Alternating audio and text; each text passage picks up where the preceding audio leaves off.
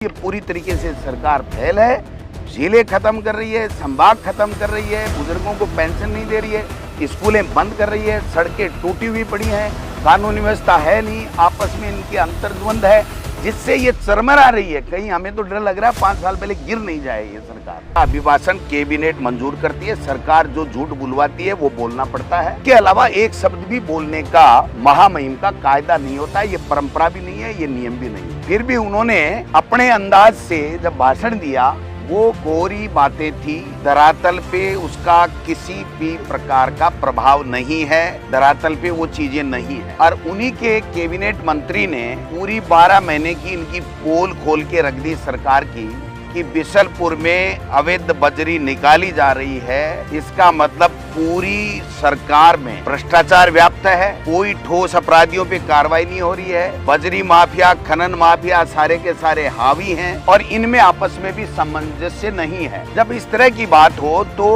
उसको good governance कैसे कह सकते हैं? इसका मतलब गवर्नेंस नाम की कोई चीज है नहीं, पहली बात तो ये। दूसरी, इन्होंने कहा ERCP KPC 1 रुपया दिया नहीं, बांध बनने की बात कर रहे हैं। वो कांग्रेस की सरकार के समय, हमारी सरकार के समय में जो 10,000 करोड़ रुपया दिया था उसकी बात कह रहे हैं। वो बांध बन करके तैयार हो गया तो इनके समय में नए वो स्वीकृति है। यमुना जल समझौता जिसकी ये बात कर रहे हैं, महामहिम के श्रीमुख से कहलवाया है, आज की तारीख तक DPR नहीं बनी है। 14 महीने हो गए इनको सरकार में बने हुए, एक ढेला दिया नहीं।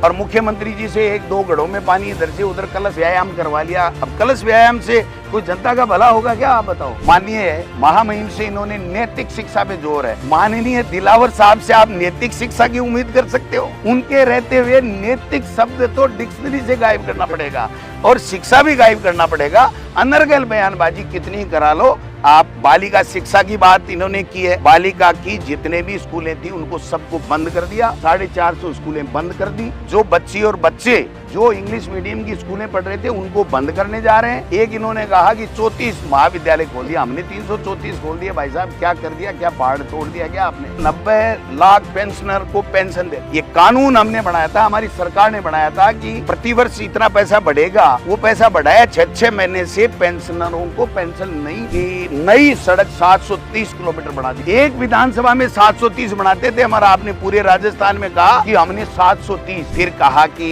दिन में बिजली की ओर अग्रसर हो रही है सरकार। बिजली 4 घंटे भी किसान को मिली नहीं है, तो ये इनकी बिजली की स्थिति है। फिर ये यूरिया की बातें की है, DAP और यूरिया मिली नहीं किसान को, ये बात भी मैं कहना चाहता हूँ। ये पेपर लीक की बड़ी बड़ी बातें कहते हैं, छोटे छोटे पेपर, BSc का पेपर, ये DLED जो होती है उसका 2nd ईयर का पर्चा इनका लीक हो गया। तो ये जब छोटी छोटी ग्रेजुएशन का, PG का यही नहीं करवा सकते तो फिर ये बड़ी बड़ी बातें करने से कोई फायदा नहीं है। ये भी कह रहे हैं हम मगरमच्छों को पकड़ेंगे, पेपर लीक वालों को पकड़ेंगे। और हमारे पायलट साहब भी काफी पहले दिन से इसके ऊपर आंदोलन भी किया और बात भी कह रहे हैं पेपर लीक वालों को, अपराधियों को पकड़ना चाहिए। और मैं प्रदेश अध्यक्ष ये कह रहा हूँ कि पेपर लीक में शामिल कोई भी मगरमच्छ हो, कोई भी बड़ा व्यक्ति हो, उसको पकड़ना चाहिए। लेकिन ये पकड़ना छोड़ो, RPSC को भंग करने की बात करने वाले RPSC में चेयरमैन नहीं बैठा सके, मेंबर नहीं बैठा सके। ये कह रहे हैं कि हमने भर्तियां 1,10,000 की बात की। कहाँ है 1,10,000 भर्तियां?